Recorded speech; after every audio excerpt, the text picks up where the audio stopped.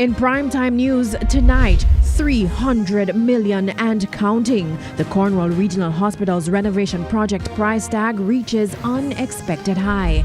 Man attempting to flee the country after wife's murder arrested. And Operation Restore Law and Order in Spalding, Clarendon now in effect after controversial police shooting.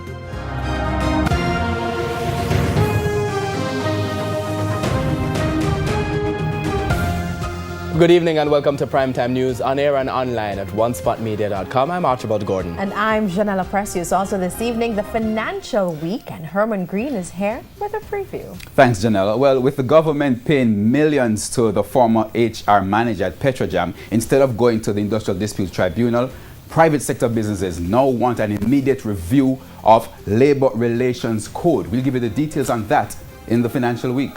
All right, and from business to Jordan Ford with the latest in sports. Yes, Archie, one double Olympic sprint champion is complaining of still dealing with injuries even as she gets ready to start her indoor campaign. I'll tell you more about that in Primetime Sports Friday. There's also sports commentary, E-Prime, and weather in this newscast. But before the break, the feedback question. This evening, we're asking, would you be willing to tell the police about corrupt practices you see taking place? You can share comments online, facebook.com/Television Jamaica, and tweet us at Television Jam. Please stay with us. The news in detail right after this break. We're